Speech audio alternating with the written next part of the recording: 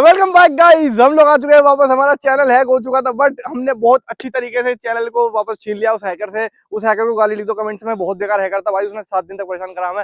पर कोई नहीं, अब हम आ चुके हैं अपनी पुरानी वाली चीज में वापस। यह हमारे सामने है बजाज फ्रीडम। तो आज क्या होने वाला बजाज फ्रीडम के साथ भाई, इस बाइक के हो चुके 18,000 किलोमीटर पूरे।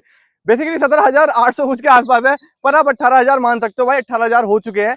हमने ना इस बाइक को लेने के बाद ये सोचा था कि हमारी सीएनजी पे हमें एवरेज मिलेगा, हमें बहुत बढ़िया फील आएगा, क्योंकि एक तो सीट भी भाई बहुत अच्छी खासी लंबी है। तो हर चीज में भाई बाइक ना एक प्रॉपर लगती है कि हाँ, एक लेने वाली बाइक तो है ही है। तो अब 18,000 के बाद क्या है मेरी सोच इस बाइक के लिए, और क्या क्या चीजें हमें फेस करनी पड़ी हैं, क्या क्या चीजें हमने चेंजेस करी हैं, बेसिकली एक रिव्यू है इस बाइक का। और 18,000 किलोमीटर के बाद क्या इस बाइक का हमारी तरफ से एक ओनरशिप रिव्यू रहने वाला है। पहली चीज ना मैं आपको कुछ दिखाना चाहता हूँ। देखो यहाँ पे घिसी पड़ी है, यहाँ से ठुकी पड़ी है, तो मतलब ये चीज मैं आपको पहले बता दूं कि हमारे 2 से 3 एक्सीडेंट इस बाइक से हो चुके हैं। और एक्सीडेंट में ना इस बाइक की एक चीज जो खास थी ना, उसी ने ही हमारा दिमाग खराब कर दिया। तो वो मैं आपको पहले बताता हूँ। देखो बाइक में ना क्वालिटी जो है इसके अंदर बहुत अच्छी है, मैं बजाज से ये चीज कहना चाहूंगा, बहुत अच्छी बिल्ड क्वालिटी इन्होंने बाइक की बनाई है। उस बिल्ड क्वालिटी की वजह से मेरे दोस्त है भाई, उसका पैर में ये स्टैंड फंस जाता है, और स्टैंड की क्वालिटी इतनी हार्ड है कि भाई उसने पूरा मांस ही फाड़ दिया पैर का। तो ये थोड़ी चीजें यार है इसके अंदर। दिखा दे तो पैर दिखा दे भाई। भाई मतलब बिल्ड क्वालिटी इतनी खतरनाक है ना। अब ये स्प्लेंडर ब्लेंडर होती है ना, नॉर्मल बाइक होती है, उनके स्टैंड ऐसे हैं, वो ऐसे चट्टक करके पटक करके, वो तो भाई कुछ दिनों में लटक भी जाते हैं, ऐसे ऐसे हैं वो, कुछ महीनों में लटक जाते हैं। भाई इसका स्टैंड इतना हैवी है ना, बहुत तगड़ी बिल्ड क्वालिटी बजाज की तरफ से इस बाइक के अंदर। तो अब मैंने दूर से बाइक देखी ना भाई, बड़ी अजीब सी बाइक लग रही है, मतलब टंकी का भी डिजाइन ऐसा नहीं हो सकता किसी बाइक का, और मतलब अलग सी बाइक लग रही है। इस बंदे से पूछता हूँ किसकी बाइक है, तो ये चीज हमारे साथ होती रहती है, क्योंकि बाइक थोड़ी अलग है, डिजाइन है, सीएनजी वाली बाइक है, लोगों को ज्यादा पता नहीं है। तो इसकी मतलब रोड प्रेजेंस बहुत अच्छी है, लोग घूम घूम के देखते हैं, मुड़ मुड़ के देखते हैं इस बाइक के बारे में, पूछने आते हैं हमसे कि भाई एवरेज क्या है, क्या माइलेज देती है। तो एक छोटा सा मुझे भी खुद खुशी खुशी सी होती है कि भाई हमने कुछ ऐसी चीज ली है जो अलग अलग सी है, और वो लोग जब पूछते हैं तो मजा आता है। बट एक चीज का दुख होता है कि लोगों ने हमारी वीडियो नहीं देखा, क्योंकि हम इसकी सबसे ज्यादा वीडियो बनाते हैं के बारे में ना, मेजरली जब जाना जाता है जब उस बाइक को चलाया जाता है। तो अब तक हमने जितनी चलाई है उसमें कितनी दिक्कत हमें हुई है और क्या क्या चीजें हमने चेंज करवाई है, मैं आपको जरा डिटेल में बताता हूँ। पहली चीज जो हमने चेंज करवाई है भाई, उसके 2 से 3 महीने के अंदर ही इसकी क्लच असेंबली पूरी चेंज हो गई थी। जिसके अंदर क्लच प्लेट होती है उसे क्लच असेंबली कहते हैं, पूरा ऐसे बॉक्स गोल करके होता है वो पूरी यहाँ पे होती है, वो चेंज हो चुकी है इसकी पहले ही 2-3 महीने के अंदर ही। अब ऐसा क्यों हुआ था भाई, हमने थोड़ी सी ना इसके अंदर हैवी हैवी चला दी थी, रेस वेस एक्सीलेटर ज्यादा यूज कर लिए थे, उसकी वजह से उन्होंने बताया था।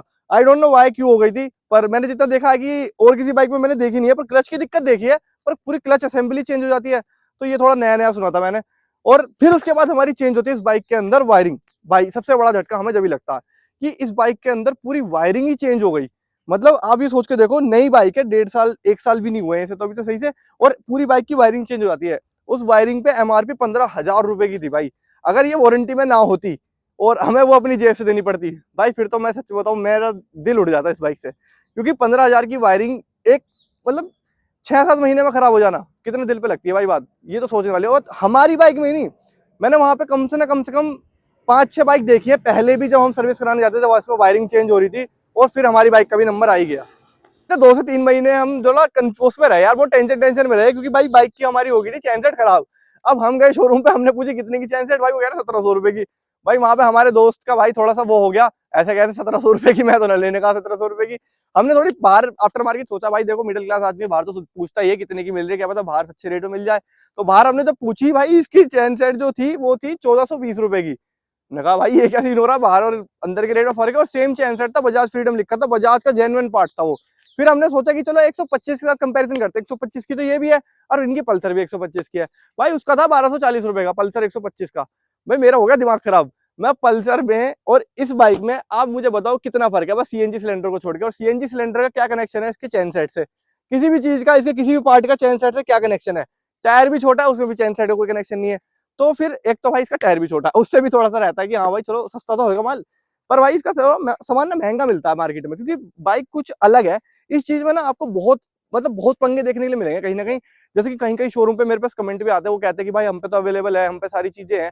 ये ना बेसिकली किसी किसी शोरूम पे ऐसा है कि आपके पास थोड़े कम पार्ट्स अवेलेबल होते हैं। इस बाइक के प्रॉपरली पार्ट्स ना किसी किसी शोरूम पे अवेलेबल है कि आपको सारे पार्ट्स मिल जाएंगे, पर कहीं कहीं पे आपको पार्ट्स में बहुत झिझकना पड़ेगा इसके अंदर कभी कभी ये चीज होती है कि आपकी क्लच प्लेट आती है तो भाई वो ऑर्डर पे आती है, कभी वायरिंग भी जो थी हमारी ऑर्डर पे आई थी, और छोटी मोटी चीजें। अभी बाइक का थोड़ा सा मेरे ख्याल में बेस नहीं बना अच्छा खासा। अगर ये ज्यादा बाइक बिकने लगेगी तो पार्ट्स भी प्रॉपरली आने लगेंगे मार्केट में, मेरे को तो ये लगता है पर्सनली। वैसे तो भाई नई बाइक है तो थोड़ा बहुत आपको कॉम्प्रोमाइज इसमें देखने के लिए मिल सकता है। भाई देखो फ्रंट से ना मैं दिक्कत बताऊं तो इसके अंदर डिस्क ब्रेक आते हैं, टॉप वेरिएंट है ना ये। तो अभी ना हमारे ना डिस्क में बहुत दिक्कत आ रही है। पहली तो दिक्कत ये आई थी, ऐसे ऐसे करके आवाज ही करता रहता है भाई, ये एक दिन ठुक गया था, उसके बाद से तो इसकी आवाज खत्म हुई नहीं। चलो कोई नहीं, ये तो दिक्कत जाती है भाई। ये तो भाई इसके अंदर ना डिस्क जो लग रहे हैं ना, डिस्क में दिक्कत आई है, इसके अंदर एयर भर रही है अब मतलब ये चीज आपको ख्याल रखनी पड़ेगी। आप डिस्क वाली बाइक ले रहे हो तो ये चीज का ख्याल रखना पड़ेगा, डिस्क की आपको प्रॉपर्ली देखनी पड़ेगी, इसके अंदर ऑयल वॉयल सब कुछ देख के रखना पड़ेगा, वरना इसमें एयर चली जाती है ना तो बहुत दिक्कत होती है भाई। मतलब हम यहाँ ब्रेक मारते हैं हल्का सा और यहाँ तो भाई साहब हमारी बाइक फिसल जाती है पूरी सीधी। क्योंकि और एक बार तो ऐसा हुआ था, हमने भाई इसमें कुछ भी नहीं करवाया था, जस्ट हमने चैन सेट इसका चेंज करवाया था, उसके बाद इसमें जो ब्रेक था उसमें एयर चली गई, तो वो अपने आप बंद हो गए प्रेशर से। एंड प्रेशर से बंद होने के बाद हम बाइक को चलाया जा रहे हैं, चलाया जा रहे हैं, चलाया जा रहे हैं, भाई हम देख रहे हैं कि बाइक आई क्यों नहीं बढ़ रही यार। पूरी रेस ले रहे हैं बाइक की, पहला गियर मार रखा, पूरी रेस दे रहे हैं, बहुत धीरे धीरे ऐसे चल रही है जैसे खींच के कोई चला रहा हो जबरदस्ती से। बाद में देखा तो भाई आगे से धुआं निकलने लगा, जब पता लगा भाई हमारी डिस्क चल रही है, प्लेट पूरी जली पड़ी होगी थी। तो भाई ये चीज का आपको ध्यान रखना चाहिए, अगर आप डिस्क बाइक ले रहे हो तो थोड़े थोड़े आपको जो इसके क्वेश्चन है, मतलब थोड़ी बहुत जो इसके दिक्कतें हैं वो आपको थोड़ी देख के रखनी चाहिए अगर आप ऐसे टॉप वेरिएंट ले रहे हो तो। इस डिजिटल मीटर का भी बहुत फायदा आपको देखने को मिलेगा इस बाइक के अंदर। पहली चीज तो भाई इसके अंदर टाइम आता रहता है, वो मुझे बड़ा अच्छा लगता है। यहाँ पे न्यूट्रल का सब कुछ आता है, सीएनजी का और गैस का यहाँ पे आपको पता लगता रहेगा, पेट्रोल सीएनजी किस पे चल रही है आपकी बाइक। फ्यूल के इंडिकेशन भी यहाँ आते हैं। दो चीज आपको एक बताऊं ना, आप जब इसके अंदर सीएनजी डलवाओगे ना, कभी ये मत घबरा लेना कि भाई इसके अंदर सीएनजी डलवाई हमने और तुरंत के तुरंत 2 पॉइंट गायब हो गए सीएनजी के। ये भाई होता है क्योंकि सिलेंडर ना कैसा होता है, कभी कभी पूरा फुल नहीं होता, क्योंकि 1 किलो 700 ग्राम, 1 किलो 800 ग्राम, 1 किलो 600 ग्राम, 1 किलो 500 ग्राम ऐसे ही आता है। ऐसा नहीं है कि आप एक्यूरेट डलवा सकते हो कि 2 किलो आए करेक्ट, वो प्रेशर के ऊपर डिपेंड करता है।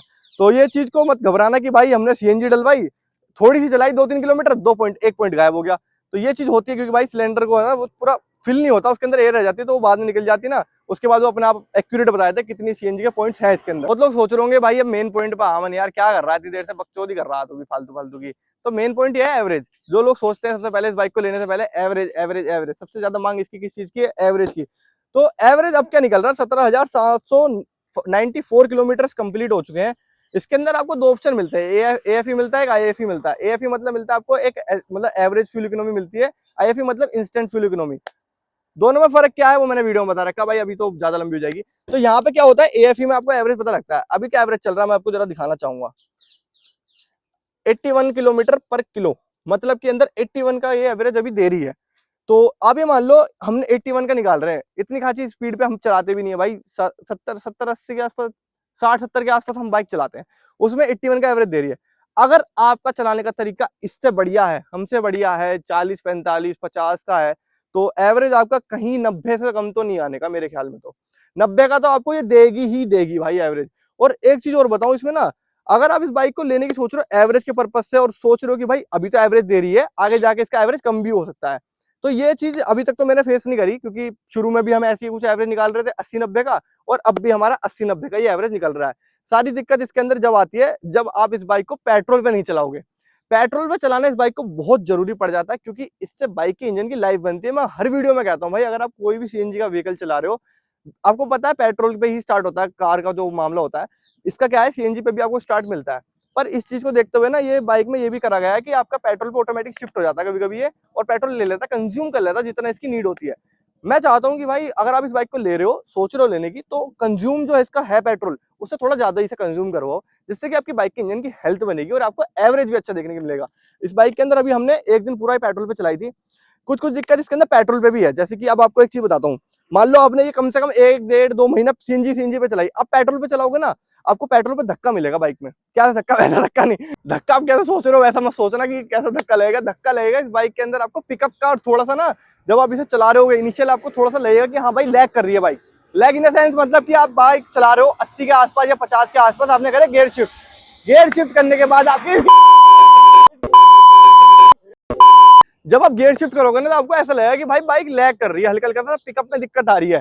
क्यों आ रही है? क्योंकि आपने उसे पेट्रोल पे चलाया है नहीं सही से रेगुलरली। तो पेट्रोल पे जरूर चलाया करो बाइक, एवरेज आपको निकालना है, बाइक की आपको लाइफ बनानी है, तो एवरेज आपको चाहिए तो भाई से पेट्रोल पे चलाओ। ठीक है, ये चीज तो हो गई बाइक की, पेट्रोल की, एवरेज की और बाकी सब चीजें, मेरा एक ओनरशिप रिव्यू।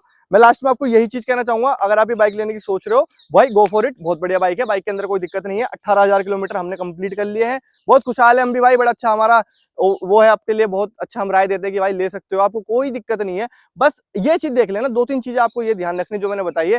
पार्ट्स का देख लेना भाई आपके यहाँ पे अवेलेबिलिटी है कि नहीं अच्छी खासी। दूसरी चीज आप ये देख लेना कि बाइक के अंदर आपको जो आप बाइक ले रहे हो पहले उसके बारे में थोड़ा सा देख लेना भाई। बाइक लेने से पहले सबसे पहले आपको बाइक के बारे में देखना चाहिए, बाइक में कोई दिक्कत तो नहीं है या फिर पहले से ही कोई मैन्युफैक्चरिंग फॉल्ट तो नहीं है, ये सब चीजें आप जरूर देख लेना बाइक के अंदर।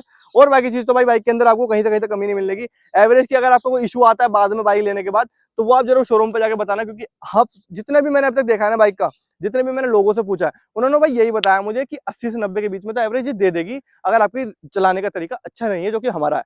तो और इससे ज्यादा एवरेज निकाल सकते हो अगर कम स्पीड पे चलाओगे तो। और thank you so much guys for watching this video. हमारे कमबैक हो चुका है, तो हमने एक वीडियो बनानी थी इस बाइक के रिव्यू के लिए। एक कमेंट आया था हमारे पास भाई का, एक भाई के लिए हमने वीडियो बनाई है भाई, उसने कहा था बजाज फ्रीडम का रिव्यू जरूर देना। तो ये है भाई बजाज फ्रीडम का रिव्यू आफ्टर 18,000 किलोमीटर्स। बाकी चीजें आप मुझे कमेंट कर सकते हो अगर आपको कुछ पूछना है इस बाइक के बारे में या और किसी बाइक के बारे में। And thank you so much for watching this video. Bye bye.